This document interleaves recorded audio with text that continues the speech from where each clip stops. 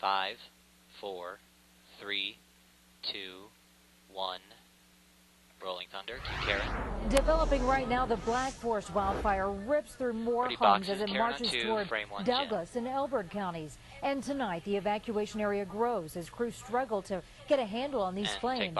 Jim Bitterman is anchoring our coverage tonight from El Paso County. And Jim, another difficult day with more homes lost.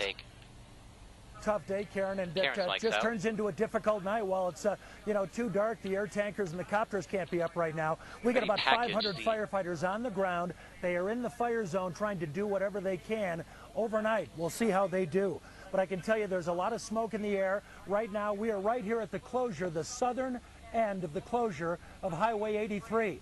If you look down in the distance, I can see Colorado Springs. If that gate was open and we went back to the north, we would go right into the teeth of that fire zone, the Black Forest area, northeast of the Springs. One thing is certain, this fire has been growing so erratically, the winds have just been so crazy today, it's been very difficult for fire managers to get an assessment of exactly what they're working with. And take track. The fire has now doubled back. This is 53 seconds out to Nats of the plane fade. While the official count of homes destroyed stands at 92, the El Paso County Sheriff says he thinks there are many, many more. And as he spoke, Copter 4 spots more homes being devoured by the flames. Hundreds more still threatened. The fire could now be as large as 11,000 acres. The only good news today came in the form of added resources. And if you've been watching the sky over the plume area there, you see a lot of aerial activity, both fixed wing as well as helicopters. And we've got some more good news tonight in terms of resources. A Type 1 Incident Command team has now taken control of this fire. This is a highly skilled federal team. They are the best of the best. A lot of congratulations have to go out to the locals. The agencies have been handling it so far. They've done a marvelous job. Right now they're handing it over to the feds. They'll be ready to get to work first thing in the morning. Meanwhile, as we've been talking about, thousands and thousands of people are out of their homes tonight on mandatory evacuation orders. Tom Mustin caught up with some of those evacuees. He is at one of the evacuation centers. That is Palmer Ridge High School in Monument. Tom? Jim's lights out. And Jim, about 9,000 people are affected by this fire, including about 100 evacuees Ready, who package staying here at Palmer Ridge tonight. Many of these families brought their dogs and cats and other family pets, and many of them tell me the house they used to know and love over here in the hills may no longer exist. Take track. Wednesday, evacuated residents watched slurry bombers attack the flames near their homes at Flying Horse Ranch. We only had about a half an hour to figure out what's important to you, and family and animals and top on the list. By afternoon, the Black Forest fire had exploded in several directions, torching 100 homes and forcing the evacuation of several thousand people. Jeanette Coyne watched her home burn on the news. When it's your house and it's going up in flames, you can tell. The flames were right there, right there. Hundreds of evacuees took shelter at Palmer Ridge High School. It looked a little dicey. The sheriff came and told us time to move. John and Judy Pollard grabbed their dog Murphy Brown as the flames approached their home off Highway 83.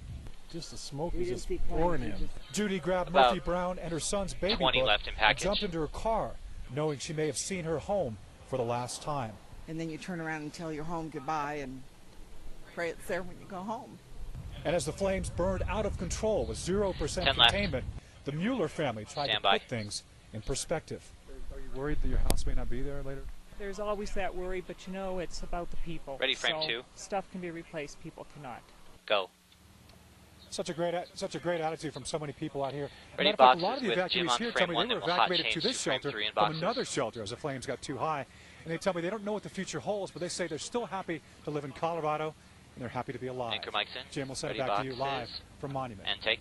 Ready, frame 3 in box. Sure, great to see that resilience, Tom. Thanks very much. Got to tell you, out here this afternoon, anytime you looked up at the sky, you saw 1, maybe 2, or even 3 air tankers getting ready to make retardant drops on those flames. Right now, we want to send it to Valerie Castro in Jefferson County, where those tankers are getting a rest tonight. Val? Take. Jim, the air support has been vital against the fight of all these fires that are burning across the state right now. Here all day long, we saw these large air tankers, just like this one right behind me, come here to refuel before heading south to battle the Black Forest fire. Take track. minute You 21. can hear when they've arrived. LQ fighting Hungry these for fires. fuel and fire retardant. Air resources battling the wildfires across the state are an integral part of the fight. We've loaded 22,000 gallons of retardant into 80 and 81 are now the out heavy as air well. tankers and the military air tankers, the one that you just saw take off. At the Jeffco Air Tanker Base, the planes don't stay for long. The large C-130s or MAFs units from Peterson Air Force Base can refill their 3,000-gallon tank in less than 12 minutes. Releasing that load over the flames below takes just 5 seconds. Karen, these air tankers can provide retardant to help these crews on the ground meet their mission to help put these fires out. The heavy air tankers are just as important, but on a larger scale, the DC-10 is a monstrous tool in the firefighting arsenal. Coming out of Pueblo, Colorado, we have a very large air tanker, and that's a DC-10 that can hold up to 10,000 gallons and actually split its load and drop it on different fires. The aircraft are deployed with orders from the Rocky Mountain Area Coordination Center. The air resources are strategically placed early in the season. And while the air support is a necessity, it's a team effort with the crews on the ground. The engine crews, the hand crews, the folks that are every day out there through the night fighting these fires. Take Q. And Jim, it's interesting to note that some of these resources were actually pulled away from fires burning across state lines in places like New Mexico and Nevada. Reporting live in Jefferson County, Valerie Castro, CBS 4 News. Val, thanks. Certainly an urgent priority here. You know, we've been talking about hundreds of firefighters working through the night, several thousand evacuees. You can imagine the need for food, water, other supplies. CBS 4's Jody Brooks taking on that part of the story tonight. And Jody, as we tend to see so often in Colorado, people stepping up to meet the challenge. Jim, the generosity here is unprecedented. What has been collected here in one day has surpassed what was collected on the first day of the Waldo Canyon fire last year. But with that said, the need here is still great. They've actually posted a sign here of their current needs. They need cereal, soup, snacks, boxed meals. What's crossed off here? Chapstick, that is, and eye drops. They are good there. Take track. Sometimes you just have to do something. I really wanted to, do anything I possibly could to help out. Here at the Care and Share Food Bank for Southern Colorado, the community has responded in a huge way. It's in my nature to help, so that's all I'm trying to do. This is a special food drive for the first responders. And it's never enough. Those guys that are on the line, it's the same thing with them. It's never enough. And for the fire victims. There's just so much that needs to be done. We're going to add a live look at frame 8. Jim, voices over. When the call for donations went out, cars backed up for a quarter of a mile. It was clear people wanted to pitch in. Almost every car that drives up, the people say, I'm so glad to be able to do something. So far, 124,000 pounds of food have come in, and they're still counting. I feel like this is honestly like the least I could do. Like, I really want to do so much more to help out. 20 left this first wave of donations is already reaching firefighters on the front line and families impacted by the fire. And this gift from the community to the victims or the firefighters means a lot. It tells them how much we really care. When a community suffers, everyone feels it. Giving a little means so much. Take Q. More donations are needed. In fact, people have dropped just this stuff off here tonight. This special food drive runs through Saturday. It's every day from 8 to 6. Now, if you go to our website, cbsdenver.com, click on our links and info section. We will link you to the Care and Share website. There, you can learn how to donate, how to text to donate, and how to volunteer. They are looking for volunteers specifically for this drive on Saturday. We're live here in Colorado Springs. Jody Brooks, CBS 4 News. Jody, thanks very much. As fire trucks rumble by my position right here, Glenn McReynolds giving us a look of flames that glow in the night. That's looking east off Highway 83, just north of Colorado Springs. Ready, Karen, on 2, Jim, the monitor. Blackens more acreage, even in the overnight hours. Karen, we'll send it back to you. All right, Jim, thank you so much. And some good news on the Royal Gorge fire to pass along. Its size has been reduced slightly to 3,000 acres. Today's shift in winds does have it burning in some new fuel. It also means it is moving away from Canyon City.